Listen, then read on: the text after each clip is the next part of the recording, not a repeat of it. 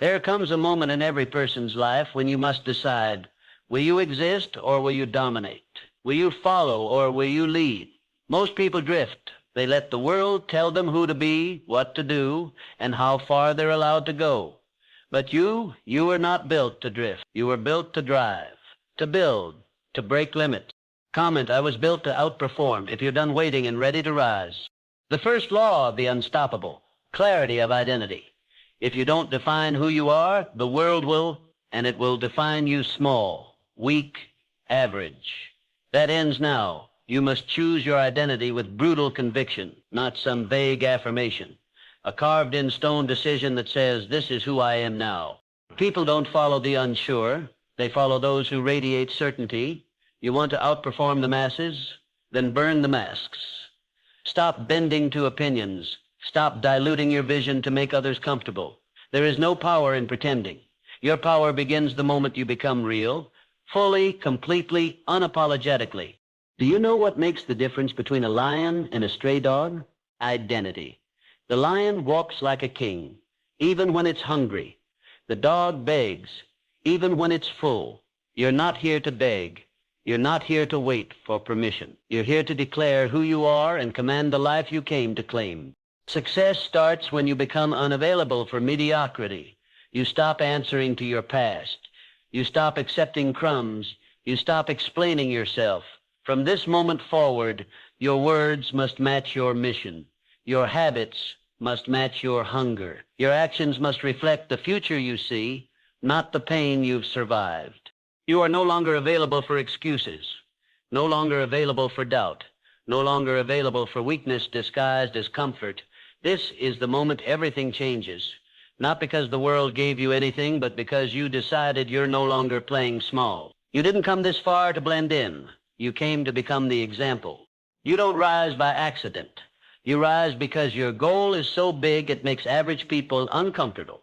If your vision doesn't scare you, it's not big enough. You must set a target so massive, so magnetic, so demanding that it forces your evolution. Most people aim low, hit it, and call it life. That's not living. That's hiding. Your goal must become your obsession, a goal that pulls you out of bed before the alarm. A goal that makes mediocrity unbearable. Something so compelling it demands the death of every excuse and the birth of a new version of you. A goal this big doesn't just change your life, it changes you. If you're setting goals that fit within your current capacity, you've already lost. Your goal must exceed your current self. It should terrify your doubts and excite your future. Because the truth is, you don't grow to meet your dreams. Your dreams demand you grow. You either rise to the level of your vision or shrink to the level of your excuses. You are not here to chase paychecks or collect trophies. You are here to build something that echoes, something that outlives applause. That kind of legacy begins with a goal bigger than what people say is realistic. Don't ask for what's fair. Ask for what's yours. And go take it. People will laugh. Let them. They laughed at every visionary before the world caught up. They laughed because they saw your present, but you saw your potential. That's the difference between builders and bystanders. The world only respects results, and you don't get results by thinking small. So here's the truth. Small goals create small lives. Big goals force bold moves. They separate you from the crowd. They wake up the fire that life tried to put out. Set the goal. Announce it to yourself daily. Etch it into your habits. Build a life so focused, so driven, so explosive that the old you couldn't even imagine what's coming next. Greatness requires sacrifice. You can't keep one foot in safety and the other in success. At some point, you must choose. If you're still keeping your backup plans alive, you're telling your dream it's optional. And dreams don't respond to the uncertain.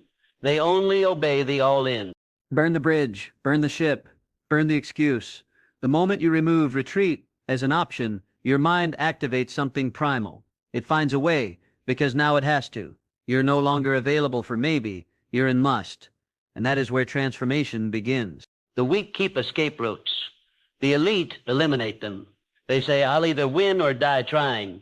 That's the mindset that separates legends from leftovers.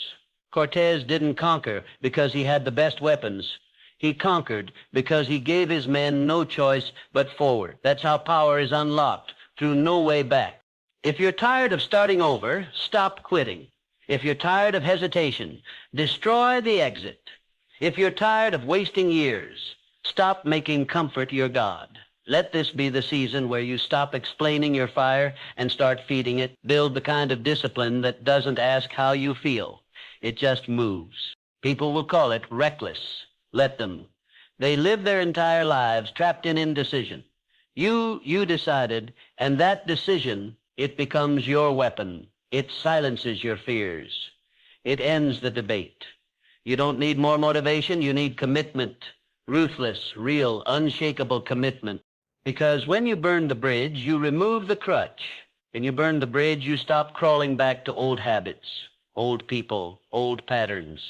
You declare, that version of me is dead, and the only thing that exists now is the one I am building. That's power. That's freedom. That's how the unstoppable rise. The world glorifies excitement, but mastery is born in repetition. You don't become unstoppable by doing something once. You become unstoppable by doing it again and again and again, long after everyone else has quit. When they get bored, you get better. When they check out, you lock in. Repetition is the grind that sharpens your edge, the daily routine that looks small but builds giants. It's the reps no one sees, the hours no one claps for, the boring, brutal, brilliant process of becoming excellent. Most people can't stomach it. That's why they remain spectators. You were built to perform. Excellence is not a talent, it's a decision to repeat greatness until it's muscle memory. The amateur tries until it hurts. The professional keeps going until it's flawless. When you master the mundane, you destroy mediocrity. Because the truth is, greatness hides behind boredom, waiting for someone disciplined enough to reach it. They'll say, you're obsessed. Good. Let them. Obsession builds mastery. Obsession with the process. Obsession with precision. Obsession with doing the hard thing one more time. You weren't built for convenience. You were built for capacity. And your capacity only expands through relentless repetition. Want to outperform everyone else? Then out-discipline them. Out-repeat them. Outlast them. Don't show up just when it's fun. Show up when it's dead silent and no one's watching. That's where the great are born. That's where the world shakers are made. One more rep. One more call. One more page. One more hour. That's how the winners win. They keep swinging while others rest. They keep showing up when no one's watching. Repetition doesn't just build skill, it builds identity. And once it becomes who you are, nothing can stop you. Fear is selfish. It makes everything about you, your image, your comfort, your outcome. But when you shift your focus to service, fear loses its grip. You stop asking, what if I fail? And start asking, who suffers if I don't show up? That's the question that kills hesitation. The cure to fear is not confidence, it's contribution. When you live to serve something greater than your ego, courage becomes natural. Fear fades when the mission becomes bigger than the man. You were not built to protect yourself. You were built to solve problems, to serve, to lead, to impact. Start asking different questions. Who needs me to succeed today? Who will rise if I rise? Who is waiting for me to stop hiding and start building? That mindset doesn't just inspire you, it pulls you. It turns fear into fuel, doubt into drive, because now you're not just playing for pride, you're playing for people. Real leaders aren't fearless. They're service-driven. They step forward while afraid because they know someone else is counting on them. They don't wait to be perfect. They move with purpose. That's why they win. That's why they inspire, because their courage isn't about them. You want real power? Serve relentlessly. Serve with excellence. Serve with your gift. Serve even when it's hard, especially when it's hard. When fear shows up, don't shrink. Expand. Pour into others. Bring value. Solve problems. Speak up. Build what others need. Because when you replace fear with service, you become untouchable. You stop asking for permission. You stop playing small. You stop delaying your greatness.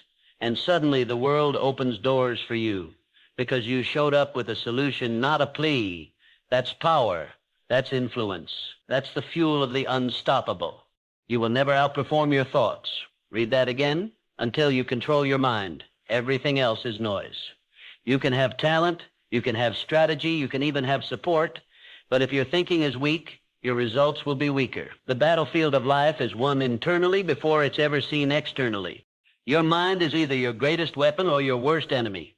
It will either push you forward with focused clarity or sabotage you with toxic loops. You don't need more motivation, you need more mental discipline. Your thoughts must be trained like soldiers, precise, purposeful, and relentless in mission. Stop letting fear narrate your story.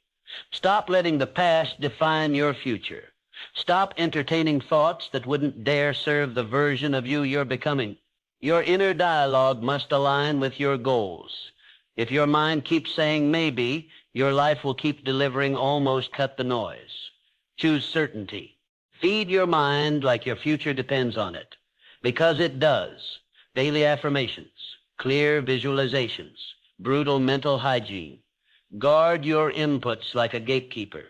Every headline, every conversation, every voice you allow in, it's either programming your power or polluting your purpose.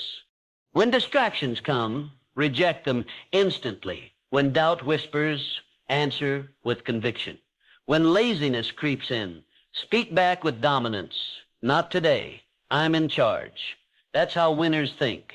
They don't react, they command. Their thoughts don't wander, they aim. Everything you want, every goal, every breakthrough, every level of power starts with one question. Who's in control of your mind? Because if it's not you, you've already lost. The stoppable don't just train their bodies, they train their thoughts. They don't just change habits, they change identity. And they do it by mastering the mind first. Bitterness is a prison you build with your own hands. Resentment is dead weight. You cannot rise while clinging to what broke you. And you will never outperform your past if you keep dragging it like an anchor. Forgiveness isn't weakness, it's warfare. It's how the powerful reclaim control. You were hurt, betrayed, lied to, maybe even abandoned. But the wound doesn't define you, your response does. You can replay it or release it. You can nurse the grudge or build your future, but you can't do both. Your energy is limited, and if it's leaking backward, you'll never move forward. Forgiveness isn't about approval. It's about freedom. You don't need them to apologize. You don't need justice first. You need clarity. You need peace. You need your mind and heart back in your control, not tangled in the hands of people who already proved they don't value it. You want to become unstoppable? Then stop rehearsing pain. Stop building shrines to wounds. Stop letting anger sabotage your energy. Forgive with fire. Release it all with force.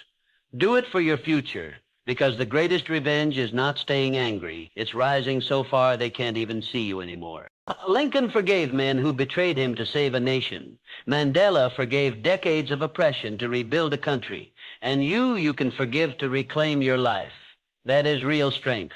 That is real courage. That is how history makers move. So here's your challenge. Name it, feel it, release it. Don't delay. Don't negotiate. The faster you forgive, the faster you rise. You've been climbing with chains for far too long. Let them go. You weren't meant to carry that pain. You were meant to carry purpose. Don't wait for a leader. Be the leader. Don't chase influence. Embody excellence. Don't talk about change. Become the change. The most powerful people in the world don't shout. They demonstrate. They live so loud they never have to convince their actions speak for them.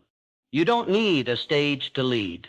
Your life is the stage, and people are watching whether you realize it or not. Every decision, every reaction, every standard you uphold in silence is a signal to those around you. Are you inspiring action or just echoing noise?